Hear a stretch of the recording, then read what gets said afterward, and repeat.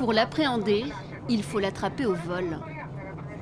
Le docteur Zouher Lana fait partie de ces médecins toujours en vadrouille. Gynécologue, mais humanitaire avant tout, il met aujourd'hui le cap sur le Bangladesh. Les images de réfugiés Rohingyas ont été un déclic pour lui.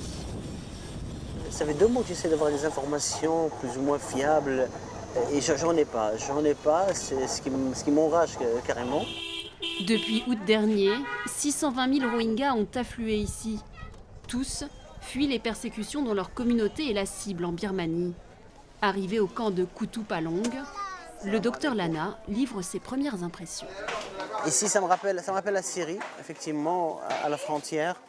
Ça me rappelle l'Afrique.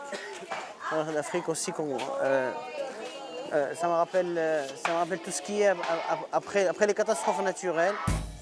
Les zones de catastrophes naturelles et de guerre, il connaît bien. 20 ans déjà qu'il parcourt la planète. L'humanitaire, une évidence pour ce médecin franco-marocain. Une vocation née alors qu'il est encore étudiant en médecine. En 3e, 4e année, quand je commençais mes stages dans mon pays de naissance, au Maroc, j'ai vécu des scènes difficiles aux urgences, surtout une injustice. Vous avez des gens pauvres et faibles.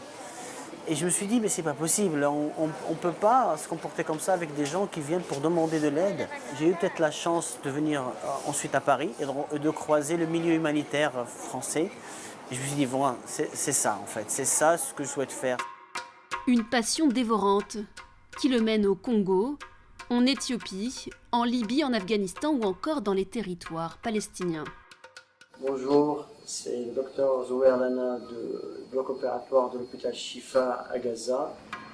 Mais depuis quelques années, c'est la Syrie qui monopolise son attention. Ici, son sourire légendaire s'est parfois éteint pour laisser place à une colère froide.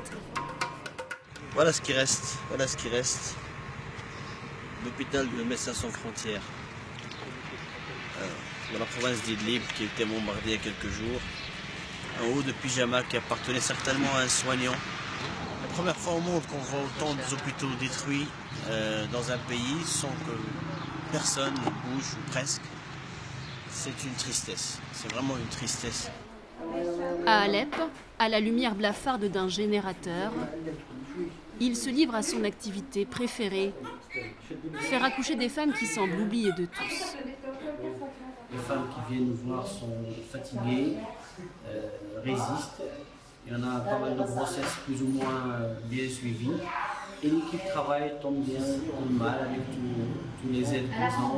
Mais ils ont appris à pallier à toutes les coupures, comme par exemple aussi aux coupures d'électricité. Dans cet hôpital d'Alep, qui porte encore les stigmates du dernier bombardement, lui met un point d'honneur à former des sages-femmes aux techniques d'accouchement les plus douces.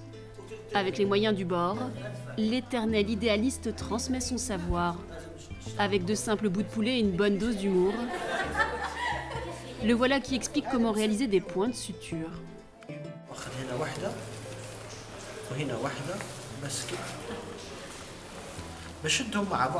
Quand les violences et bombardements s'intensifient sur place, le docteur Lana ne baisse pas les bras pour autant.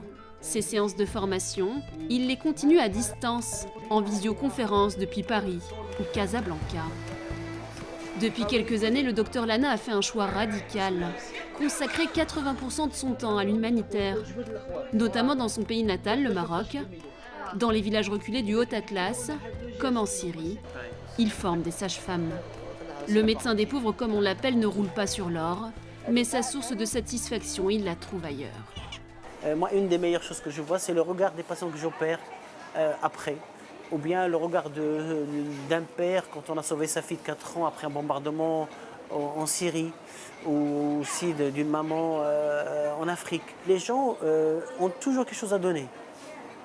Et beaucoup de gens qui font de l'aide dans le monde, depuis la charité chrétienne jusqu'à toute aide laïque, ils te disent, toute personne qui revient te dit, moi je suis revenu riche. Riche par la culture, riche par des sourires, ne serait-ce que riche par des merci.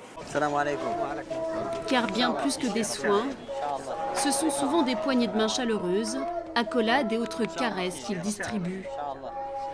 Comme en ce jour d'opération au Bangladesh, À grand renfort de dialecte marocain et de sourire, il tente de rassurer cet enfant dont il ne parle pas la langue. بخير لاباس ها ان شاء الله خير ان شاء الله خير ما تخاف ما تخاف ما تخاف ها C'est bon pour nous, on peut y aller? Is it okay?